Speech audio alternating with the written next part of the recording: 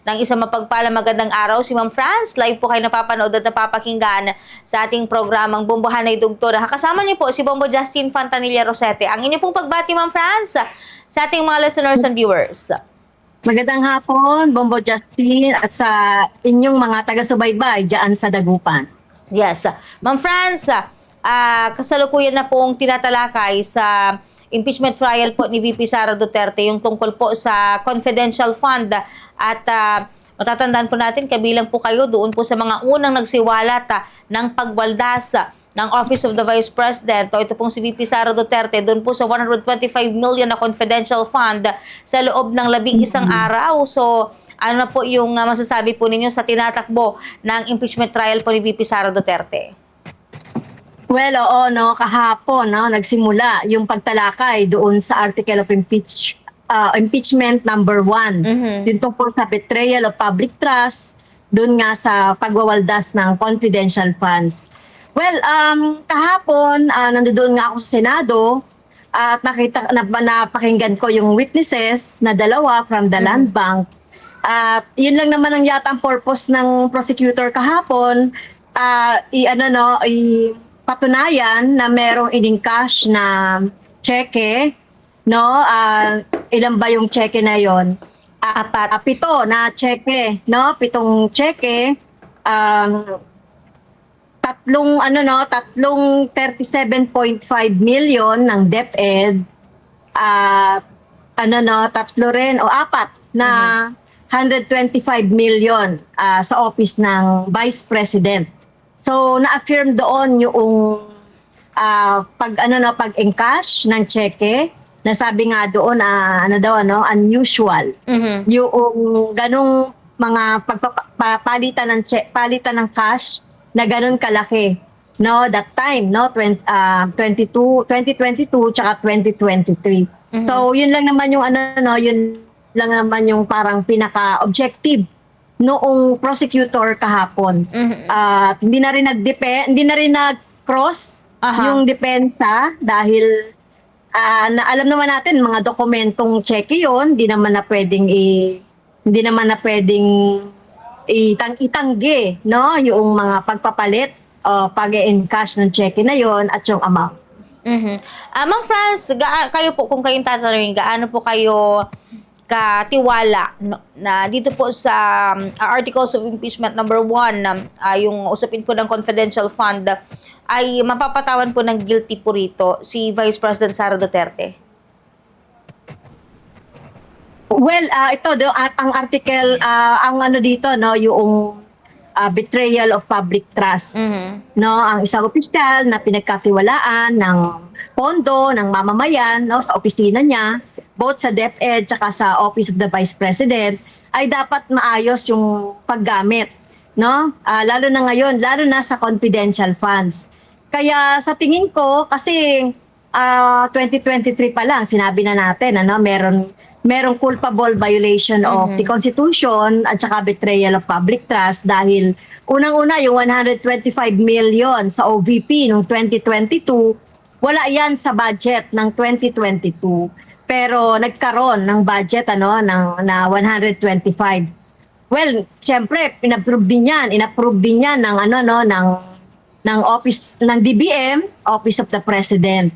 Pero ang tanong dito, paano rin nagamit, no, itong mga pondo na ito, no? At nakita na natin yan yung nung nasa committee pa lang sa 19th Congress, sa committee yung mga documents, yung mga acknowledgement receipt at iba pa, no, ay mukhang hindi totoo.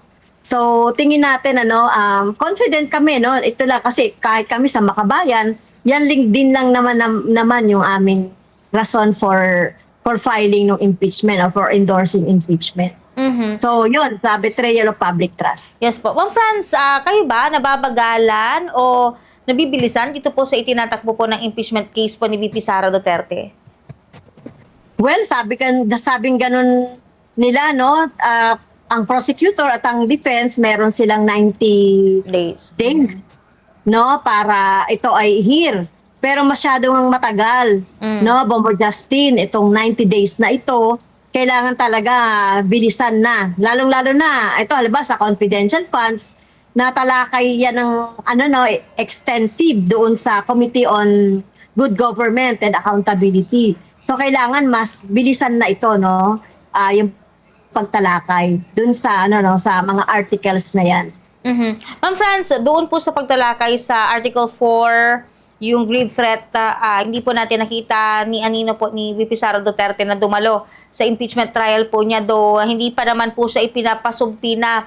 Pero kayo po ba naniniwala na dapat humarap sa pagtalakay po ng impeachment trial, lalong-lalo na sa pagtalakay po dito po sa Articles of Impeachment number 1 o yung confidential fund, ang ating Vice Presidente, Ma'am Franz? Well, dapat siyang dapat siyang dumalo sa mga impeachment trial, although hindi naman daw siya nire-require.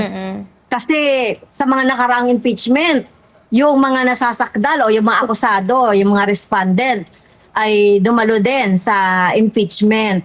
So kaya talagang very feeling entitled talaga si Vice President Sara Duterte. At yun, pinabayaan lang siyang maglakwatsa, magpunta sa ibang bansa during her trial, no?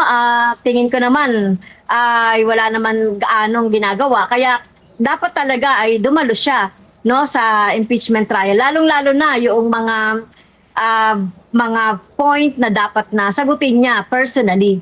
No, halimbawa yung sa article number 4, siya mismo yung nasa video, siya mismo yung nagsalita, 'di ba? Doon sa video. So meron pa sanang mga dapat na itanong yung prosecutor sa kanya personally. At ito sa confidential funds din. Sa itinatakbo po ng pagtalakay po ng impeachment case ni VP Sara Duterte na kung saan ang namumuno po ay ang Senate Impeachment Court, kumusta po yung performance na ipinapakita po para po sa inyo ng ating mga senador na namumuno pong impeachment court dito po sa kaso po ni VP Sara Duterte? Well, Bombo Justin, nakita na natin na may mga senator judges na may bias na for Sara Duterte. Siguro mga 5 yan o 6 na mga talagang talagang pag nagtatanong sila ay parang hindi sila senator judge, hindi naman inquiry ang kanilang tanong. Mas madalas ay parang defense, yung kanilang yung kanilang ginagawang mga pagtatanong. Iyon, sa presiding officer naman, well, si Chis Escudero, he's trying to redeem himself, 'di ba? Noong unang impeachment ni Sara Duterte, inano niya ito 'di ba? Pinengga niya ito for how many months? Kaya nga nagkaroon ng question dun sa Supreme Court. Kaya hopefully etong mga senador judges na ito ay mag-open ng minds nila and eyes doon sa mga dokumento na maipapasa ng mga prosecutors para patunayan yung mga articles of impeachment. So hopefully, pero meron na nga sinasabi ko diyan mga 5 na parang loyalist na ni Sara Duterte. Ma'am Franz, medyo may iba po tayo ng konti. Kayo po bilang isang dating kongresista, ano po yung komento po ninyo din dito po sa katatapos na State of the Nation address, mga nilaman po ng ulat sa taong bayan ng ating Pangulong Marcos? Well, sa kabuuan, hindi kami satisfied. So, yung unang-una, yung una kasing problema ng mamamayan, yung mga pagtaas ng ekonomiya at saka kabuhayan. Yung pagtaas ng mga bilihin, pagtaas ng presyo ng gasolina at iba pang mga pangunahing pangangailangan. So, walang substantial na sinabi kaugnay dito. May sinabi lang tungkol sa pagbabawas ng buwis, pagdaragdag ng ceiling para sa exemption ng tax para sa mga middle income earners. Yung 250 gagawin siyang 350,000. Pero medyo kapos nga ito sa amin kasi may panukala kami 500,000. Etong sinasabi niyang pagbabawas ng kuryente, no, system loss, tatanggalin yung system loss, wala naman konkreto. At kung talagang serious siya, di dapat mag-ano siya ng urgent. Gawin niyang urgent itong bill na ito matanggal yung system loss. Pangalawa, problema ng mamamayan ay yung kampanya laban sa korupsyon.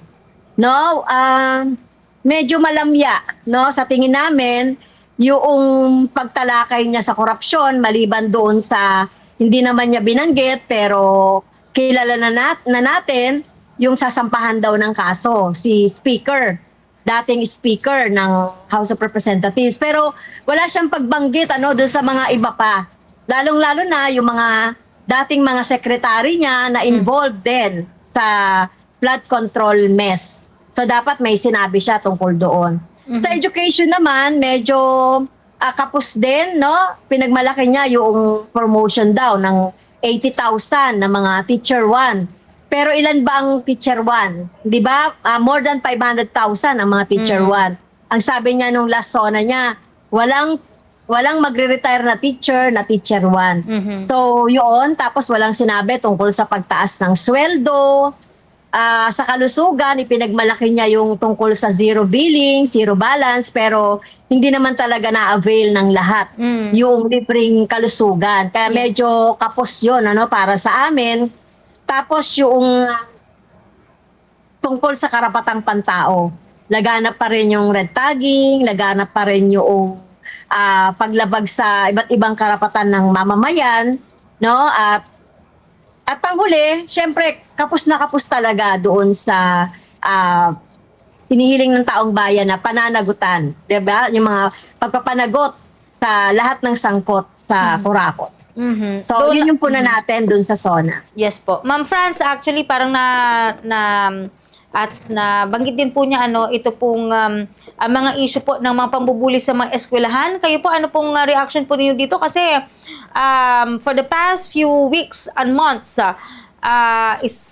kabilang na po sa hindi malilimutan dyan ay yung nangyari dyan po sa may Tacloban City na nangyari po mga insidente ng pamamaril. Kayo ba satisfied sa ginagawa po ng ating pamahalaan para ma-solusyonan yung mga sabihin nating kakulangan para matiyak yung mga seguridad sa loob po ng mga paaralan? Kasi napansin natin, kahit dito po sa atin, sa probinsya po ng Pangasinan, naging magkakasunod, tila ginawang trend yung pagpapakalat ng mga bomb threat sa mga eskwelahan na nagdulot po ng suspension po ng klase dito po sa ating bansang Pilipinas. Well, talagang talagang kapos yung mga measures na ginagawa ng Department of Education, lalong-lalo na dun sana sa pag-hire ng mga guidance counselors. Meron daw i-hire na mga guidance counselors, pero hindi ito totoong mga guidance counselors, parang kumbaga assistants. Kaya medyo kapos doon. Yung pangangailangan para sa mga watchmen or security guard sa mga eskwelahan ay kapos din. Tapos pangatlo, yung education ng ating mga bata tungkol sa bullying. Mukhang hindi nagaganap doon sa eskwelahan kasi may batas na tayo Anti-Bullying Act. Kaya lang mukhang hindi ito na ipapatupad sa mga eskwelahan dahil kapos din yung panahon para iano ng mga teachers ito ituro ng mga teachers ito anti-bullying. Kaya talagang marami pa talagang hahabulin ang gobyerno si presidente kung gusto talaga nating magkaroon ng maayos, peaceful, conducive to learning ang mga eskwelahan natin. Siyempre, nandiyan na rin yung problema sa kakulangan sa teachers, kakulangan din ng mga pasilidad, 'di ba? Kakulangan din ng mga pangangailangan sa eskwelahan. Ma'am Fran, siguro nakaabot na rin po sa kalaman po ninyo yung insidente po, na kung saan parang dalawang estudyante yung sangkot po sa pananakit sa isa pong teacher dyan po sa may bahagi po ng Davao dahil po sa sinita sila nung kanilang teacher sa kanilang earrings o iikaw. Ito pong teacher po na ito nakaranas po ng pananakit sa kanyang mga estudyante, Ma'am Franz. Yes, oo. Kaya kulang nga talaga tayo, kasi meron kaming panukalang batas na Teacher Protection Act. Sana kung ito ay naipasa, magkakaroon talaga ng malinaw na mga disciplinary actions, yung mga magkakaroon ng handbook para malaman ng mga bata ano yung mga regulations sa school, ano yung mga bawal at hindi bawal. Pati yung kanilang mga gulang ay alam din kung meron tayong tinatawag naming teacher protection policy sa eskwelahan. Kaya ngayon ang mga bata natin, malakas ang loob na nila no na mag-commit ng mga pag-disrespect sa kanilang mga teacher kasi hindi malinaw yung mga parameters sa loob ng eskwelahan. Alam, katulad niyan, kung ay pinagbabawal yung pagsusuot ng hikaw, dapat ay hindi na ginagawa ng mga bata yan. Sa mga ganun siguro, sa mga teacher, mahirap din magsita eh. Kasi kami, pag nagsita ang mga teacher, pwede ka ring idemanda ng child protection policy, di ba? O yung law, o yung child abuse law. Kahit na masabihan mo nga yung mga bata ng hindi pasigaw, di ba? Ay madedemanda si teacher. Kaya talagang talagang kawawa yung mga teacher kung wala silang batas din na magproteksyon para sa kanila. Yun po yung nakakalungkot kasi yung mga batas, marami po tayong batas na pumoprotekta sa mga estudyante. Pero sa mga kaguruan po natin, sad to say, parang ito pong insidente po na ito na dahil po sa kanyang paninita lamang sa pagsusot ng hikaw, nauwi sa ganyan pong trahedya yung sinapit. Ma'am Franz, siguro baka meron pa po kayong mga panawagan na is pong ipaabot sa ating pamahalaan, sa ating mamamayan. Go ahead po, ma'am. Well, tayo po, nakapokus po tayo sa impeachment. At gusto natin talagang panagutin si Sara Duterte doon sa ginawa niyang pagwawaldas, doon sa mga betrayal of public trust, no, doon sa graft and corruption. Sana po yung mga mamamayan natin ay tumutok dito, no, para makita rin natin, no, at nananawagan din tayo na sa mga pagkilos na sumama po yung ating mga mamamayan. Halimbawa sa Senado po, sa mga trial, para maintindihan po natin bakit natin gustong makonvict si Sara Duterte at mawala sa pwesto. Yes po. Ma'am Franz, maraming salamat sa inilan niyo po yung oras sa ating palatuntunan. Mag-ingat po kayo and God bless po. Thank you, Bobo Justin.